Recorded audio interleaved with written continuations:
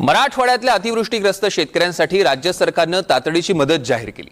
पण ही मदत अभूतपूर्व अशा अतिवृष्टीसाठी पुरेशी आहे का? कारण देशात सर्वाधिक महसूल देणारे राज्य महाराष्ट्रच आहे। पण तरीही महाराष्ट्रातल्या नुकसानग्रस्त शेतकऱ्यांना मात्र मदत कमी केली जाते।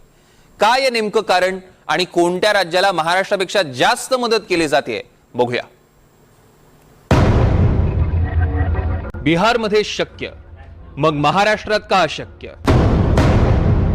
पंजाबमध्ये हेक्टरी 50,000, महाराष्ट्रातच का 8,500?